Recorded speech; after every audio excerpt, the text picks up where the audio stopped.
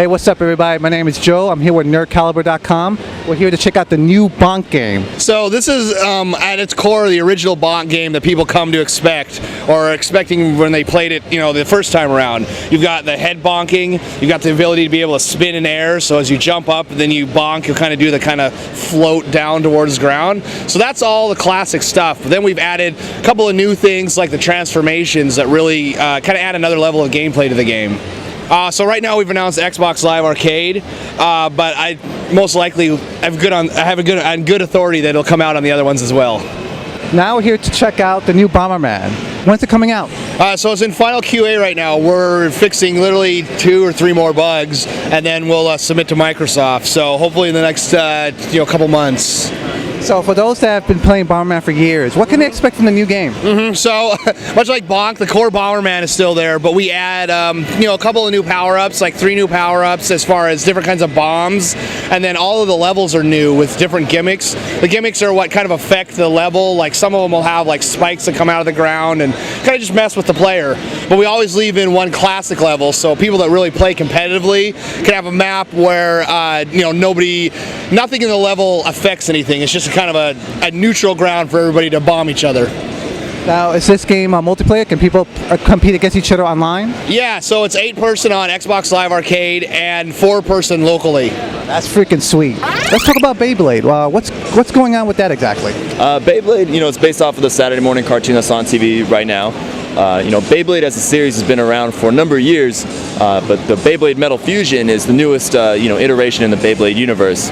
So, we went ahead and developed the game for both Wii and DS, and the Wii version over here has a very cool separate storyline from the Saturday morning show that's on right now. So fans of Beyblade as a whole, not only in tournaments but all of the cartoon show, are really going to get a kick out of exploring the Beyblade universe a little bit more. How faithful would you say it is compared to the series? I mean, it's very faithful. We worked very hand in hand with the folks who developed the show to make sure that everything synced into the logic and the universe that's been established already. So you've got all the famous Beybladers that are in the game. You've got some new characters. Their Beyblades that they use are very faithful to the Beyblade's abilities in the show. But at the same time, you can customize your own Beyblades in the game to kind of put your own spin on, in the competition. And that's really what Beyblade is all about: is making your own Beyblade and basically just letting it rip, amongst the competition and see how you do. And this game captures that really well. In the halls of a massive tower, many shadows gather. The shadows climb upward, seeking a world beyond. A dark presence has trapped the souls within the tower. At the hour of the greatest despair, an unlikely champion has been chosen to help. His severed shadow will go forth to face the evil.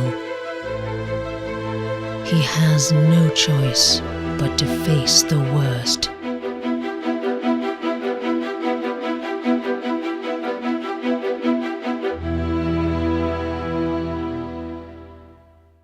Lost in Shadow, it's brand new adventure from Hudson.